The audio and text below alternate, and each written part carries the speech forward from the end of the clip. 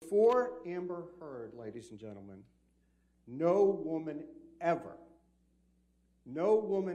before Amber Heard ever claimed that Mr. Depp raised a hand to her. You would agree with me that Depp's team were amazing in their closing arguments, but as effortless as it may have seemed, a lot of work actually went into giving such an amazing performance, and Ben Chew has just revealed exactly how he was able to completely push Amber's lawyers off their game.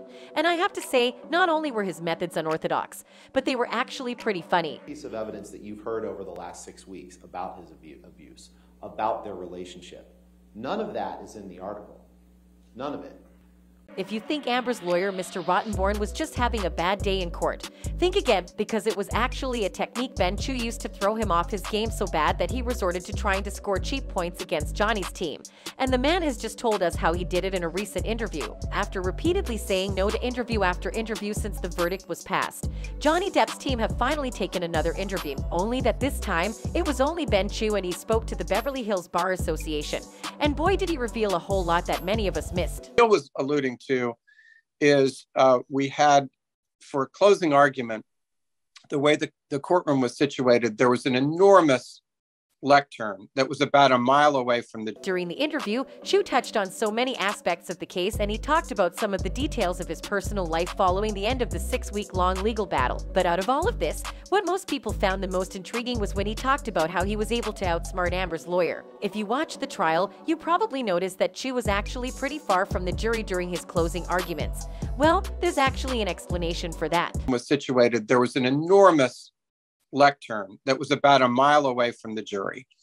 And I had used that for opening because I didn't have Camille's courage. According to Chew, him and Camille had been very busy almost all through the day. And because of that, they weren't able to memorize their closing arguments, which was a pretty big problem for them. But as they had repeatedly shown us during the trial, there was no such thing as a problem too big for them. And in that spirit, Chew actually came up with a pretty ingenious plan. Here's what he did. Tiny little podium that had belonged to my mother. It was an encyclopedia holder. So I found that, I brought it in, and I put the little alpaca in the little drawer for good luck. And his plan actually worked, as he and Camille delivered their closing spectacularly, which I might add is why they won. But that is not where the podium story ends. You see, Amber's team also had the same dilemma as Depp's team, and for that reason, they tried and did successfully hijack the podium so they could use it to their advantage.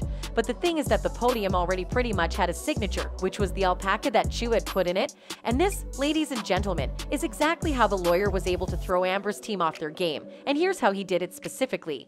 He seized the podium, and to my horror, he used it to great effect.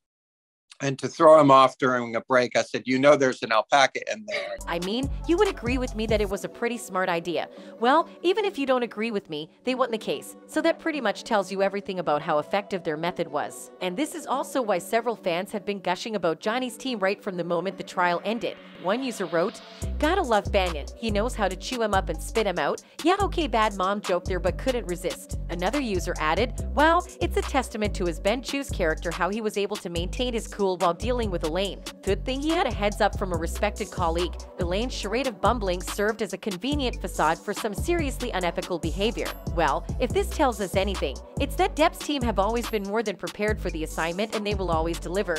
It's a wonder how she even thought to file an appeal. But we'll see how it goes. That's it for now. See you on the next one.